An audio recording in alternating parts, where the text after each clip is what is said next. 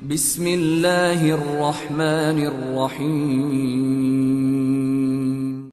آج کی سورہ مبارکہ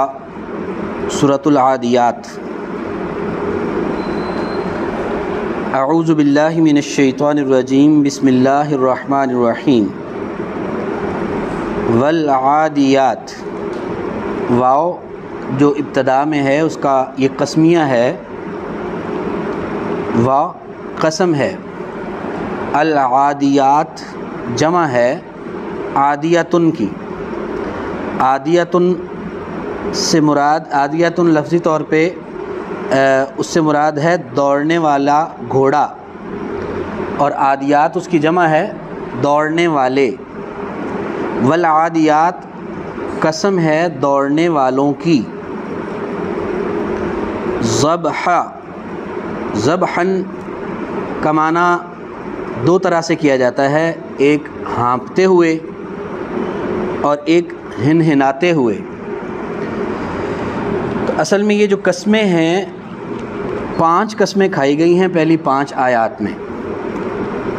اور یہ 5 قسمیں اللہ تعالیٰ نے کھائی ہیں میدان جہاد میں شریک گھوڑوں کی مختلف اداؤں کی۔ اصل میں یہ بات میں پہلے بھی آپ سے شیئر کر چکا ہوں کہ قسم جو ہے انسان کے لیے یا مسلمان کے لیے اللہ کے علاوہ کسی کی قسم کھانا جائز نہیں ہے۔ اللہ کے علاوہ اگر کسی کی قسم کھاتا ہے تو وہ شرک ہے۔ اللہ تعالیٰ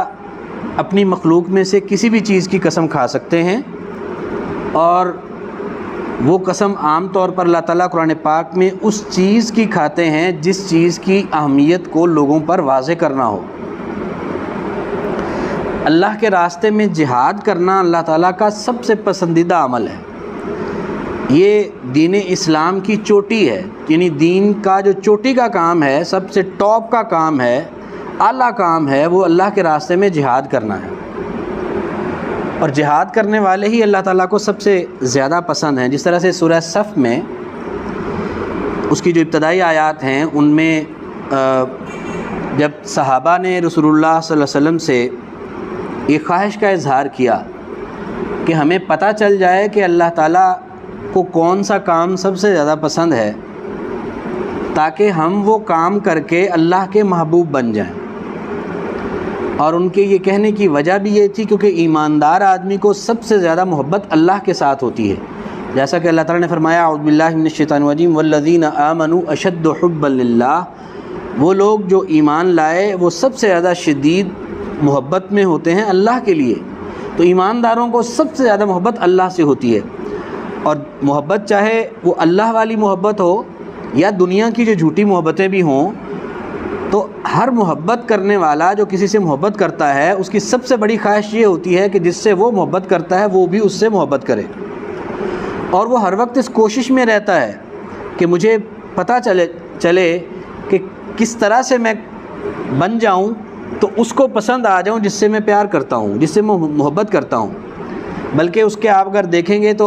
وہ اپنے ہیئر سٹائل کو بھی اس طرح سے ہی بناتا ہے کہ جیسا وہ سمجھتا ہو کہ اس کو ہیئر سٹائل پسند ہے، کپڑے ویسے پہنے گا، باتیں کرنے کا انداز بھی وہی اختیار کرے گا کہ جو جس شخصیت کو وہ چاہتا ہے، متاثر کرنا چاہتا ہے، اور یہ چاہتا ہے کہ وہ اس سے پیار کرنے لگ جائے، وہ اس سے ہر وہ کام کرنے کو تیار اور آمادہ ہوتا ہے۔ اسی لیے ایماندار لوگ کیونکہ اللہ سے سب سے زیادہ محبت کرتے ہیں، اور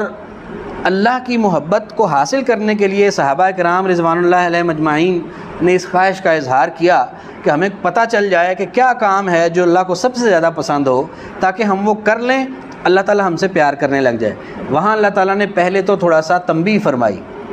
اعوذ باللہ من الشیطان الرجیم یا ایھا الذین آمنوا، اے ایمان والو، لما تقولون ما لا تفعلون، تم ایسی بات کیوں کرتے ہو جو تم کر نہ سکو۔ یعنی اگر تم کہتے ہو کہ جی ہمیں پتہ چل جائے تو ہم وہ کریں گے، اور اللہ تعالیٰ اگر وہ کام بتا دیں، اور جب کام بتا دیں تو پھر کہو کہ نہیں یہ تو مشکل ہے، یہ تو ہم سے نہیں ہو سکتا، تو پھر تو کتنی بری بات ہے، پھر تو وہ سارا پیار محبت کا دعویٰ ختم ہو جائے گا، اور پھر وہ بندہ اپنے اس دعوے میں جھوٹا ہو جائے گا۔ تو اس لیے اللہ تعالیٰ نے تنبیہ فرمائی کہ ایسی بات مت کرو جو تم کر نہیں سکتے، کیونکہ کبر مقتا عند اللہ ان تقولوا ما لا تفعلون،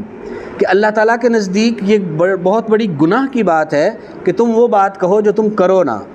یہ تنبیہ کرنے کے بعد اگلی آیت میں اللہ تعالیٰ نے وہ کام بتا دیا کہ جو اللہ کو سب سے زیادہ پسند ہے۔ کون سا کام؟ اعوذ باللہ من الشیطان الرجیم، ان اللہ، بے شک اللہ تعالیٰ،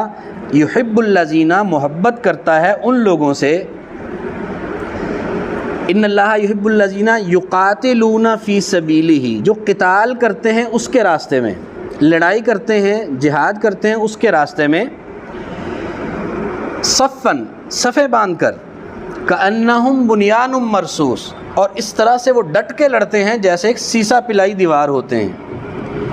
وہ ان لوگوں سے اللہ کو بڑا پیار ہے جو اللہ کے راستے میں ڈٹ کے لڑتے ہیں۔ وہ آیت بھی یہی بتاتی ہے کہ اللہ تعالیٰ کو جہاد سب سے زیادہ پسند ہے، اور ان آیات میں اللہ تعالیٰ نے مجاہدین کی قسمیں نہیں کھائیں۔ آپ اندازہ کر سکتے ہیں کہ مجاہدین کا مرتبہ اور مجاہدین کے ساتھ محبت اللہ کو کتنی ہوگی، مجاہدین کو اللہ تعالیٰ کتنا چاہتے ہوں گے کہ یہاں اللہ تعالیٰ نے مجاہدین کے زیر استعمال گھوڑے جو جہاد میں استعمال ہو رہے ہیں ان گھوڑوں کی اداؤں کی قسمیں کھائی ہیں کہ ان کی ایک ایک ادا اللہ تعالیٰ کو کتنی پسند ہے۔ یہ پہلی ادا جو پہلی آیت میں قسم کھائی وہ کیا ہے کہ گھوڑوں کا تیز دوڑنا اور دوڑتے ہوئے ہانپنے کی آواز، ان کے تیز تیز سانس جو نکلتا ہے ناک سے اور منہ سے، یا پھر ان کے جو ہنہنانے کی آواز ہے کہ ساتھ ساتھ ان کی گھوڑوں کی آواز نکل رہی ہوتی ہے، یہ والی جو آواز ہے ان کی جوش کے ساتھ جب وہ دوڑ رہے ہوتے ہیں تو ان کے ہنہنانے کی آواز بھی ساتھ ساتھ آتی ہے۔ تو یہ اس ادا کی اللہ تعالیٰ نے قسم کھائی ان مجاہدین کے گھوڑوں کی کہ جو جہاد کے وقت دوڑتے ہیں ہانپتے ہوئے۔ والعادیات، قسم ہے دوڑنے والوں کی، ذبحا، ہانپتے ہوئے، فالموریات، فا پس یا پھر، یعنی پھر قسم ہے موریات کی۔ موریات بھی گھوڑوں کی صفت ہے، آگ نکالنے والے، چنگاریاں نکالنے والے یا آگ نکالنے والے۔ قدحا، سم مار کر یا ان کی ٹاپ مار کر، وہ جو گھوڑے کا پاؤں ہوتا ہے، پاؤں کے نیچے جسے ہم کھر کہتے ہیں اس کو سم اور ٹاپ بھی کہا جاتا ہے، وہ کیونکہ سخت ہوتا ہے بہت، تو جب وہ گھوڑے بہت تیزی کے ساتھ پتھروں کے اوپر دوڑتے ہیں تو وہ جب زور سے لگتا ہے تو اس سے چنگاریاں اڑتی ہیں۔ تو اس لیے اللہ تعالیٰ نے وہ گھوڑوں کا جو جوش کے ساتھ دوڑنا میدان جہاد میں اور ان کا وہ ٹاپ مار کے یا سم مار کے جو چنگاریاں نکالنا ہے، آگ نکالنا ہے، وہ بھی اللہ تعالیٰ کو اتنا پسند آیا کہ اس کی بھی اللہ تعالیٰ نے قسم کھائی۔ فالموریاتی، پھر قسم ہے آگ نکالنے والوں کی، قدحا، سم مار مار کر۔ فالمغیرات، پس یا پھر المغیرات، غارت گری کرنے والے۔ غارت گری کرنا کیا؟ دشمن پر حملہ آور ہو کر لوٹنا، دشمن کو ان کو مارنا بھی، پھر اس کا مال لوٹ لینا۔ اور یہ جو جہاد کے اللہ کے راستے میں لڑتے ہوئے جب کافروں سے لڑائی کر کے جو مال لیا جاتا ہے وہ بڑا پاکیزہ مال ہے، اس کو مال غنیمت کہا جاتا ہے۔ تو وہ جو غارت گری کرنے والے، حالانکہ غارت گری گھوڑے تو نہیں کرتے نا، گھوڑوں کے اوپر مجاہدین سوار ہو کر وہ حملہ آور ہوتے ہیں دشمن پر اور ان کی غارت گری ان کے اوپر کرتے ہیں۔ تو کیونکہ اس میں استعمال گھوڑے ہو رہے ہوتے ہیں تو اللہ تعالیٰ نے گھوڑوں کی اس ادا کی قسم کھائی کہ جب گھوڑے مجاہدین کے ساتھ مل کر یا ان کو مجاہدین کو اپنے اوپر سوار کر کے جب وہ غارت گری کرتے ہیں صبح کے وقت، اور یہ صبح کے وقت اس لیے فرمایا کہ عام طور پر کیونکہ عرب کا علاقہ جو تھا گرم علاقہ تھا تو دوپہر کے وقت شدید گرمی ہو جاتی تھی، تو اس وقت لڑائی کرنا مشکل ہوتا تھا۔ تو عام طور پہ لڑائی کا آغاز جو تھا فجر کے فوراً بعد، سورج نکلنے سے پہلے کر لیا جاتا تھا۔ تو وہ بھی کیونکہ ٹھنڈا وقت ہوتا تھا تو پھر 11 بجے تک 12 بجے تک وہ خوب لڑائی ہوتی، اس کے بعد پھر بعض اوقات دونوں لشکر اپنی اپنی خیموں میں واپس چلے جاتے، پھر جب پچھلا پہر ہوتا تو پھر دوبارہ لڑائی شروع کرتے، بعض اوقات مسلسل ہی چلتا رہتا سلسلہ گرمی میں بھی، لیکن عام طور پہ آغاز لڑائی کا صبح کے وقت ہوتا تھا، اس لیے یہاں پر صبح کا لفظ اللہ تعالیٰ نے استعمال فرمایا۔ اور یہ جو چنگاریوں کا نکلنا بھی، کیونکہ دن کی روشنی میں چنگاری نظر نہیں آتی اتنی، تو کیونکہ وہ ابھی فجر کے بعد اور سورج نکلنے سے پہلے تھوڑا تھوڑا اندھیرا بھی ہوتا ہے، تھوڑی تھوڑی روشنی ہوتی ہے، تو اس کے اندر پھر وہ چنگاریاں بھی زیادہ نظر آتی ہیں، اسی لیے اللہ تعالیٰ نے وہ چنگاریوں والی ادا کی قسم کھائی۔ اور پھر یہاں فرمایا کہ فالمغیرات، پھر قسم ہے غارت گری کرنے والوں کی، صبح کے وقت، فَأَسَرْنَا، پس یہ پھر یعنی پھر قسم ہے، اثرنا جو اڑاتے ہیں، بہی ساتھ اس کے، یعنی اس غارت گری کے وقت یا اس صبح کے وقت، دونوں طرح سے مراد ہو سکتی ہے، بہی ساتھ اس کے، یعنی ساتھ اس صبح کے یا ساتھ اس غارت گری کے، نقعن گرد، کہ جب وہ حملہ آور ہوتے ہیں تو اس وقت جو گرد و غبار اڑاتے ہیں ان کے اس گرد و غبار اڑانے کی قسم،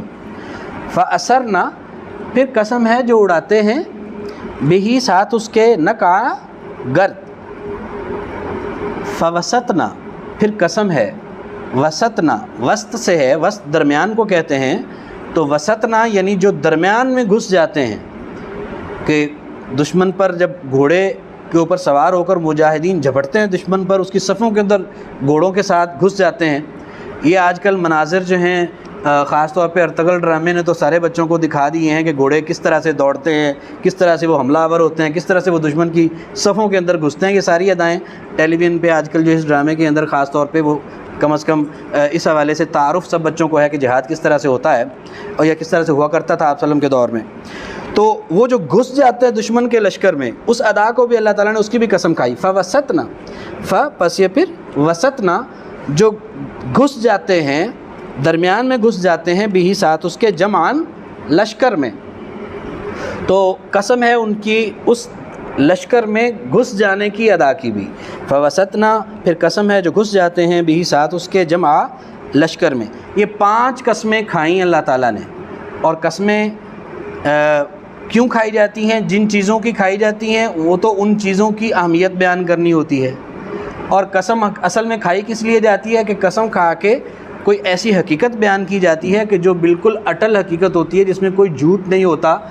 جو 100% درست بات ہوتی ہے، تو اس کی سچائی کو واضح کرنے کے لیے قسم کھائی جاتی ہے۔ تو وہ بات اللہ تعالیٰ نے 6 آیت میں بیان فرمائی۔ بات کیا ہے؟ 5 قسمیں کھا کے اللہ تعالیٰ نے وہ کیا حقیقت بیان فرمائی ہے؟ وہ یہ ہے کہ ان الانسان، بے شک انسان، لربہ، لے واسطے یہ کے لیے، ربہ اپنے رب کے، لے واسطے ربہ اس کا رب، لربہ اس کے رب کے لیے یا اپنے رب کے لیے، لکنود، لام زبر لا، ضرور، کنود ناشکرہ، لکنود ضرور ناشکرہ ہے، یعنی بے شک انسان اپنے رب کے لیے ناشکرہ ہے۔ کیا مطلب؟ کہ جس قدر اللہ تعالیٰ نے اس پر احسانات کیے ہیں، یہ ان احسانات کی جتنی قدر و قیمت ہے، جتنی عظمت ہے، اس کے مطابق یہ اپنے رب کا شکر ادا نہیں کرتا۔ آپ دیکھیں تو صحیح کہ ہم یہ جو جسم لے کے میں آپ کے سامنے بیٹھا ہوں، آپ بیٹھے ہیں، آنکھوں کی قدر و قیمت دیکھ لیجیے گا، خدا نہ خواستہ کسی کی آنکھ ضائع ہو جائے، وہ کروڑوں اربوں روپے لگا کر بھی ایسی آنکھ نہیں حاصل کر سکتا، اور یہ آنکھیں اس مالک نے دی ہیں، کوئی ایک اس مالک نے، یہ ہم آنکھیں جھپک رہے ہیں نا، آنکھ جھپکتی ہے اوپر چلی جاتی ہے، بہت سارے لوگوں کی بیماری اس طرح کی ہوتی ہے کہ ان کی آنکھ جو ہے اوپر سے ڈھلک جاتی ہے، وہ اٹھتی نہیں ہے، وہ بیچارے یہاں سے ایسے اٹھا کے اوپر ٹیپیں لگاتے ہیں، لیکن ہمیں مالک نے یہ سسٹم اگر ٹھیک دیا ہے تو اس نے کتنی بڑی نعمت دی ہوئی ہے۔ یہ چھوٹی سی انگلی ہماری خدا نہ خواستہ کٹ جائے تو جس طرح سے یہ حرکت کرنے والی انگلی ہے، یہ انگلی ہم کروڑوں روپے لگا کر بھی نہیں لا سکتے۔ تو ایک ایک نعمت، کان، آنکھیں، زبان جو بولنے کا کام کر رہی ہے وہ الگ، اور زبان کے اوپر جب ہم کھانا کھاتے ہیں تو میٹھا اور نمکین اس کا ٹیسٹ ہم لیتے ہیں، مزہ لیتے ہیں، تو یہ ٹیسٹ بھی اگر کسی کا خدا نہ خواستہ غائب ہو جائے تو وہ واپس نہیں لا سکتا، وہ اللہ تعالیٰ ہی واپس کر سکتا ہے۔ ایک بہت بڑی کمپنی ہے پاکستان میں، ابھی بھی وہ چل رہی ہے، آدم جی کمپنی، اس کا جو مالک تھا وہ ارب پتی تھا، لیکن اس کو ایسی کوئی بیماری لگی کہ اس کی یہ ٹیسٹ بڈز جو تھے یا ٹیسٹ کی جو حس تھی یہ ختم ہو گئی۔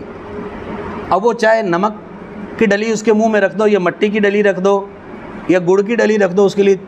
ایک جیسی چیز تھی، کوئی اس کو ٹیسٹ ہی پتہ ہی نہیں چلتا تھا، اور ویسے ارب پتی انسان، اور وہ چاہتا تھا کہ میری ساری دولت کوئی لے لے لیکن میری یہ ٹیسٹ کی جو حص ہے جو گئی ہے واپس آ جائے، لیکن وہ واپس حاصل نہیں کر سکا۔ تو اس مالک نے ہمیں یہ بن مانگے کتنی قیمتی نعمتیں دے رکھی ہیں جو اربوں کروڑوں سے نہیں ملتی۔ اب حق کیا بنتا ہے؟ حق یہ بنتا ہے کہ ایک تو یہ کہ ان ساری نعمتوں کو ہم اللہ کے حکم کے مطابق استعمال کریں، آنکھوں سے صرف وہی کچھ دیکھیں جو اللہ تعالیٰ چاہتا ہے، کانوں سے وہی سنیں جو سننے کی اللہ نے اجازت دی ہے، حرام مت سنیں، زبان سے کوئی ایسی بات نہ نکالیں جو اللہ تعالیٰ نے منع کر دی ہے۔ یہ شکر گزاری ہے اس کی نعمتوں کی، اگر اس کے حکموں کے مطابق استعمال کرتے ہیں۔ اسی طرح سے پھر اس شکر گزاری کا سب سے بڑا طریقہ 5 وقت کی نماز ہے، اللہ کی بندگی، پھر اس مالک کا شکر ادا کرنا۔ اور شکر ادا کرنے کے لیے ویسے تو جتنی اللہ کی نعمتیں ہیں ہمارے جسم میں اور ہمارے ماحول میں، ان کا شکریہ ادا کرنا ممکن ہی نہیں ہے۔ اللہ کے رسول صلی اللہ علیہ وسلم نے ایک دعا سکھائی صبح اور شام کے اذکار میں کہ اس سے امید ہے کہ اللہ تعالیٰ اس کا شکریہ قبول فرما لیں اگر وہ کوئی صبح بھی یہ شکر ادا کرے ان الفاظ میں اور شام بھی۔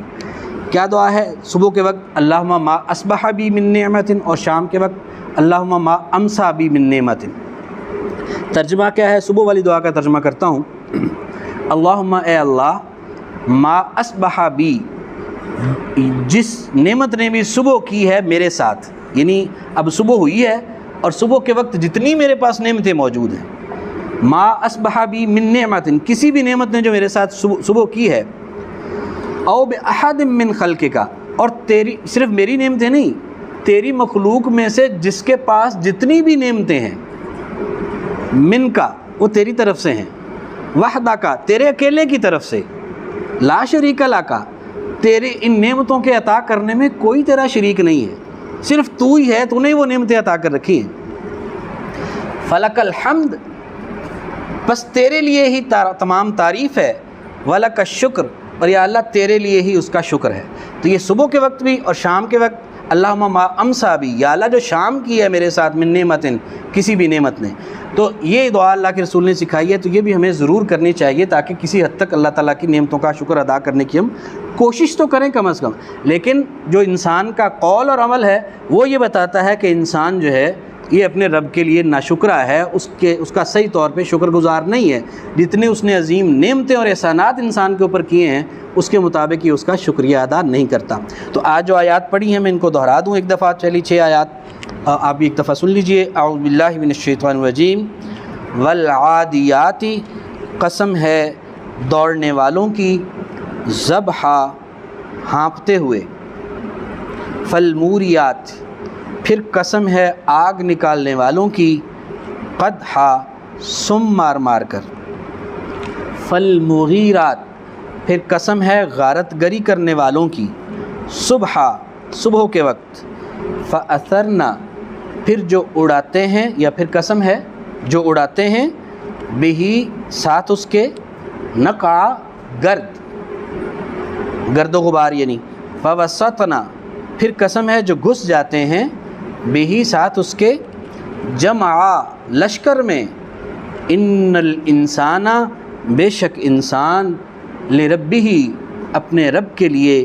لکنود، ضرور ناشکرا ہے۔